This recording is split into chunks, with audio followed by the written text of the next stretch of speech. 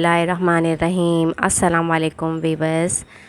کنو چکوترے کی طرح دکھنے والا یہ پھل دنیا کا کڑوا ترین پھل ہے۔ اکثر دیکھنے میں یہ تربوز جیسا بھی لگتا ہے، لیکن یہ دنیا کا کڑوا ترین پھل کہلاتا ہے، جسے کورتما کہتے ہیں۔ کورتما دیکھنے میں بہت ہی زیادہ خوبصورت لگتا ہے، مگر اس کا ذائقہ اتنا کڑوا ہوتا ہے کہ اگر ذرا بھی ہاتھ پر لگے یا کسی برتن میں آپ اسے رکھ دیں تو بار بار دھونے کے بعد بھی اس کی کڑواہٹ ختم نہیں ہوتی ہے۔ اسے بغیر سوچے سمجھے استعمال نہ کریں۔ بہت زیادہ کڑوا ہونے کی وجہ سے یہ تھوڑے سے زہریلے اثرات بھی رکھتا ہے۔ اس بیل کو آپ دیکھ رہے ہیں کہ یہ زمین پر کس طرح پھیلتی جا رہی ہے۔ بہت زیادہ بارشوں کے بعد صحرائی، ریتیلے اور میدانی علاقوں میں یہ خود بخود پیدا ہونے والی بیل ہے، جس کے اوپر لگنے والے پھل کو کورتما کہتے ہیں۔ لیکن باہر سے تربوز کی طرح دکھنے والا یہ پھل تربوز کی طرح میٹھا بالکل بھی نہیں ہے، بلکہ انتہائی کڑوا ہے۔ غذائیت کے اعتبار سے یہ پروٹین سے بھرپور ہوتا ہے۔ اللہ تعالیٰ کی عطا کی گئی نعمتوں میں سے کورتما بھی ایک بہترین نعمت ہے، جس کا صحیح اور درست استعمال آپ کے لیے کتنا فائدہ مند ہے۔ آپ اس سے کتنا فائدہ اٹھا سکتے ہیں، اسے کس طرح استعمال کر سکتے ہیں، اور وہ کون سے لوگ ہیں جنہیں اس کا استعمال بالکل نہیں کرنا چاہیے، یہ انہیں کتنا زیادہ نقصان دے سکتا ہے، ہم آپ کو بتائیں گے اپنی اس ویڈیو میں۔ اس کے لیے آپ کو ویڈیو کو پورا دیکھنا ہے، اس کے بالکل بھی نہیں کرنا۔ ویڈیو پسند آئے تو لائک کمنٹ شیئر کرنا ہے، چینل پر نیو ہے تو چینل کو ضرور سبسکرائب کرنا ہے۔ زمین پر آپ دیکھ رہے ہیں کہ بیل کس طرح پھیلتی جا رہی ہے، تو سیب کی طرح آپ کو یہ دور سے دکھے گا یا پھر آپ کو دور سے لگے گا کہ یہ اصل میں خربوزہ ہے، جبکہ یہ کورتما ہے۔ اس کے بہت سارے نام ہیں: ہنزل، اندرائن، مکل۔ یہ ایک خود رو بیل کا پھل ہوتا ہے جو زیادہ تر برسات میں میدانی صحرائی علاقوں میں خود بخود پیدا ہوتی ہے۔ بہت زیادہ بارشوں میں ہونے والی یہ جو بیل ہے یہ بہت زیادہ وزنی ہوتی ہے۔ یہ زمین پر جب لگتی ہے، جیسے جیسے اس کے پتے نکلتے ہیں وہ زمین کو پکڑتے جاتے ہیں، مزید جڑ بناتے جاتے ہیں اور خود بخود پھیلتے جاتے ہیں۔ نیلے رنگ کے پھول اس میں ہوتے ہیں، پھر اس میں یہ ہرے رنگ کا کورتما آنے لگتا ہے جو بعد میں پیلے رنگ میں بدل جاتا ہے۔ اس کے بعد تربوز کی طرح اس پہ یہ دھاریاں بھی آنے لگتی ہیں۔ یہ بیل لمبائی میں دور تک پھیلتی چلی جاتی ہے اور یہ پیلے پیلے چکوترے کے سائز کے کورتما لائن سے اس طرح رکھے ہوتے ہیں جیسے کسی نے ایک لائن سے انہیں سجا کر رکھ دیا ہو۔ اس پھل کے تمام حصے بہت زیادہ کڑوے ہوتے ہیں۔ یہ پوری بیل ہی بہت زیادہ کڑوی ہوتی ہے۔ اس کے تمام حصے دوائیں میں استعمال کیے جاتے ہیں۔ کورتما کی تاثیر گرم ہوتی ہے۔ یہ معدے کو طاقت دیتا ہے، پیٹ کے کیڑوں کو مار دیتا ہے۔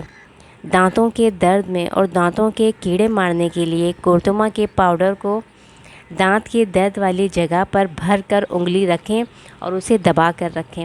اگر کورتما پاؤڈر نہیں ہے تو اس پھل کا تھوڑا سا گودا نکال کر اسے دانت کے درد والی جگہ پر دبا کر رکھیں، چند سیکنڈ میں ہی آپ کو آرام آ جائے گا۔ کورتما کا زیادہ استعمال معدے اور آنتڑیوں میں خراش پیدا کرتا ہے۔ کان کے درد اور کان کے کیڑے مارنے کے لیے بھی کورتما بہترین ہے۔ اسے سرسوں کے تیل میں ملا کر پکائیں اور کان کے درد میں چند قطرے کان میں ڈالیں تو کان کے کیڑے مر جاتے ہیں۔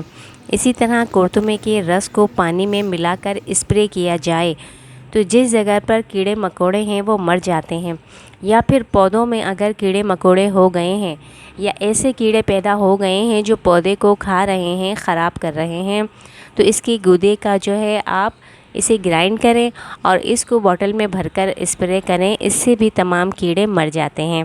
سر میں اگر جوئیں ہو گئی ہیں تو ان جوؤں کو مارنے کے لیے کورتما کو سکھا کر اس کا پاؤڈر بنایا جائے، یا پھر اس کا گودا نکال کر اسے گرائنڈ کر لیا جائے اور پھر اس گودے کو بالوں میں لگائیں تو اس سے بھی جو سر کی جوئیں ہیں وہ مر جاتی ہیں۔ یا پھر اس کا رس نکالیں، جس طرح لیموں کا رس نکالا جاتا ہے، اور اسے بالوں میں لگائیں تو یہ سب سے زیادہ اچھا ہے۔ یا پھر کورتما کو سرسوں کے تیل میں دھیمی آنچ پر پکائیں جب یہ اچھی طرح سے اس میں جل جائے تو انتہائی کڑوا ترین تیل تیار ہے۔ اسے بالوں میں لگائیں، اس سے بھی سر کی جوئیں مر جاتی ہیں۔ یا پھر اسی تیل کو آپ خارش والی جگہ پر لگاتے ہیں تو خارش ختم ہو جاتی ہے۔ زخم پر اس کا گودا لگائیں تو زخم کے جو جراثیم ہیں وہ مرنے لگتے ہیں۔ پیٹ کے کیڑوں کو مارنے کے لیے بھی کرتمے کا استعمال بہت زیادہ بہترین ہے۔ اس بات کا خیال رکھیے گا کہ آپ نے کرتما کا پیسٹ جن برتنوں میں بنایا ہے، کرتما کا آئل، کرتما کا گودا یا رس جن برتنوں میں رکھا ہے، ان برتنوں کو عام کھانے پینے کے برتنوں سے ہٹا دیں، کیونکہ جب تک یہ 2-3 دفعہ اچھی طرح دھل نہیں جاتے ان میں کڑواہٹ باقی رہتی ہے۔ کرتمے کا مربع بھی بنایا جاتا ہے۔